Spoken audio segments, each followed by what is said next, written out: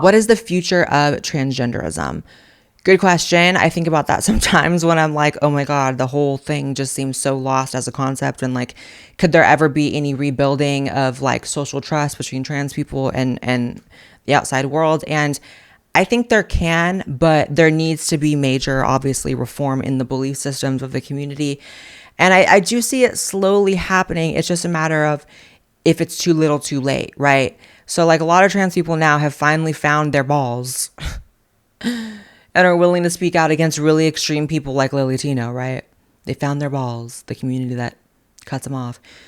And that's great, but you should have been speaking out for years and years when the social trust was decaying. So I think that if trans people can lay low, they did a good job during Pride Month. There wasn't anything majorly fucked up happening during Pride Month at the hands of trans people. So maybe we can rebuild. I would say we got to get through a few Pride Months at least where none of y'all are doing anything stupid and, just getting our acts together, and it can happen. I could see it happening, but I don't think it will be easy. And I think in some ways, trans people will probably always have to live with, some at least of the damage that was done in the 2010s and the first half of, the 20s, because it was just a lot and people don't forget that easily. So just get it together. Thank you. What spoke to your spirit to move back home to California? Good question. A lot of people are asking about that. So I just found out something super wild about stem cells. If you don't know, stem cells are like tiny little repair crews in your body. And basically they go and fix things that need to be fixed. So I'm going to show you a video where Dr. Eric Berg, one of the most watched health educators on YouTube, has been talking about this for years. Stem cells kind of like this reserve cell that can pretty much change into anything that you need. They're using it now to regenerate fibrosis, which then allows the heart muscle function to improve by 30%. They can do the same thing with liver fibrosis and damaged brain cells. They're getting great results stimulating new cartilage in your joint. Some people are using it for autoimmune diseases like MS, and also to help rejuvenate skin cells to actually make the skin young again. There's also stem cells for cancer. It's very important to understand how to keep that stem cell population at the highest level. And the thing about stem cells is they are crazy expensive. Celebrities in Hollywood will spend up to $50K on stem cell injections. And I'm sure you don't have that kind of cash just lying around. So luckily, I have the hookup with my guy at Black Forest Supplements. They developed cocoa flavanols. Studies have shown that flavanols actually stimulate stem cells to come out of your bone marrow, kind of like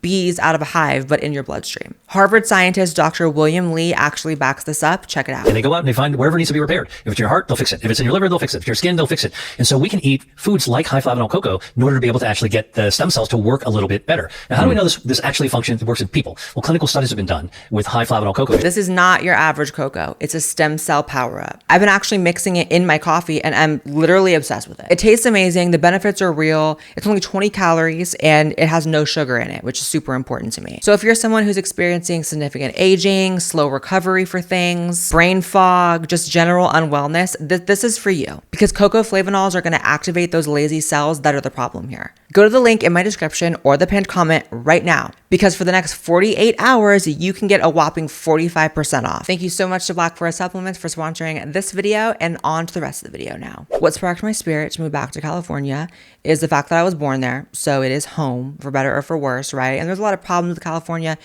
And a lot of people like to write off New York and California and say, just let them go overboard, let them burn, blah, blah, blah.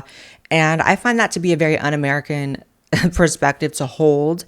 California is a very important state. New York's a very important state. And California, in my opinion, is the most beautiful place in the world. Yes, I said world. And it's even more of a shame because of that it's ran by demons and people who intentionally invert things. So the inversion from the most beautiful place to the most ghetto and downtrodden when you go into the cities is just really scary. But I want to be someone who's part of the solution. I want to be someone who doesn't run from problems. I moved to Texas in the middle of COVID. So I moved to Texas really in crisis, where the lockdowns were not ending. We're on year and a half of lockdowns, so much trauma from that, so much craziness. And so it was kind of like an evacuation. And I realized I don't want to be the person what am I going to do? If Texas ever goes down the hole and move to another state, I don't want to be someone who's running away from things. I want to be part of the solution. So, first of all, even just taking my presence back there, even as just a political commentator, I think is going to, add my voice to the California politics more than it is right now. And then also, I do want to run for office. When that's going to happen, don't hold me to anything. And I'm not giving everything right now, but I do want to be someone that changes things rather than just bitches about them or runs from them. So that's the answer. Would you ever do OnlyFans? No. Obviously, that's something that a lot of people ask for. A lot of gross people ask for that. When I'm going to do that? Never, never. I think the idea, first of all, that there are just no public trans people almost that don't have OnlyFans is really, really disturbing and really, really sad that sex work is such a part of the existence as a trans person that they all got to have OnlyFans. So somebody's got to hold down the fort for being the only trans woman without an OnlyFans. Someone has to. You know, I'm really just not a very sexual person regardless. I'm really not someone who, I can dress a certain way sometimes, and I'm not afraid of a bikini, but I'm really not a sexual person like that. And I definitely am not a person who would ever have sex on camera. It's hard to even say out loud. I've never even talked about this. So the answer is never. Seek Jesus. Are you still loyal to Trump, or would you consider supporting a new political party in America? First of all, for anyone under any misconception, I've never been loyal to Trump. I'm loyal to ideas if they work. And so I voted for Trump every time, but that hasn't been out of loyalty for him. And it's a disturbing amount of people in this world on every side that really have like a loyalty to a person and don't act like anybody is, immune. Don't act like there's not Bernie bros. There's not people that love AOC, people that love Trump, obviously.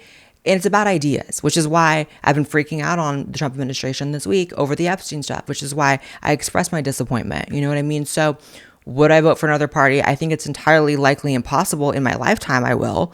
You know, I'm young. I've only had a few election cycles, and things change so fast.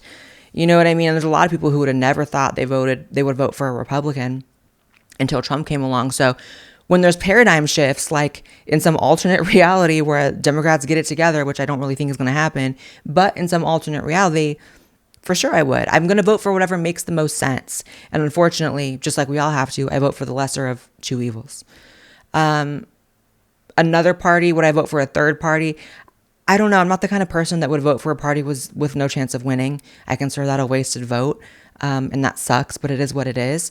I think it's really unhealthy we have a two-party system. I would love if there was a genuine third party, but I think that if there's ever a time for one to come around, it's gonna be in 2028. I feel like people are just ready for some new shit.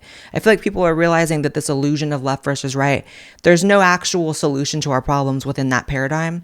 And so I hope something pops up in 2028 that's different, because I'm really unhappy with the Republicans right now, and I could never imagine voting for a Democrat. So I do feel a bit politically homeless, but it's really about who, wins me over personally. And I really could give a fuck less about what people think about how I vote. And a lot of people, unfortunately, vote in a way to attain social acceptance from whichever people they're looking for it from. So, Blaire, do you get recognized in public a lot? If you do, how overall well are you treated? So I really do. And I feel like it's something that people, I don't maybe wouldn't expect. I mean, I'm not fucking Beyonce, but it's just something about being online for as long as I have, right? It's been a decade. I feel like it's something about just being online in public for as long as I have, right? It is just, I've been out there for so long, and I feel like I do have a very unique look. I feel like, it's a unique combination of surgeries I've gotten here.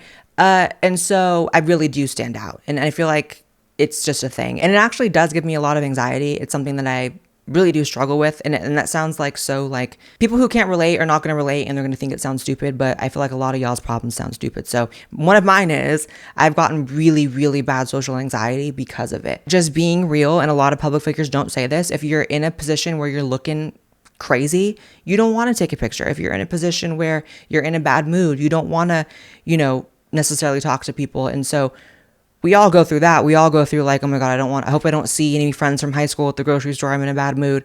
Well, for me, it's like, I hope I don't see any friends from the internet to the tunes of millions, right?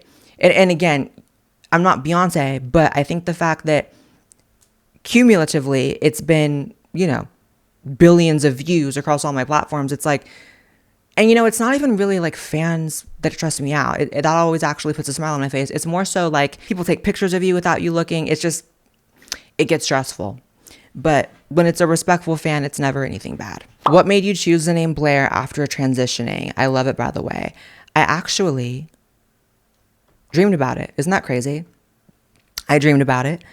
I'll tell you the dream. It was when I was really like struggling with like, because I don't have a name by birth that works for women. Like some of y'all are like, you're born Alex, and so you could still be Alex.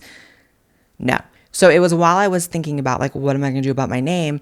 And then one night I had a very, very vivid dream, felt like some astral projection type where I was walking down a really long hallway and I was getting greeted by like dozens and dozens and hundreds of people who I didn't know them, but they knew me. And they said, hi, Blaire. Hi, Blaire. They were all greeting me as Blaire. And this is a name I never even thought about. I never, had as an option. I never considered it. It's kind of a rare name, but yet and still in this very vivid dream, I was being greeted by all these strangers calling me Blaire. And so I changed my name to Blaire. It just felt right after the dream. I was like, I feel like that's some kind of a sign. And then a few months later, I made my YouTube channel.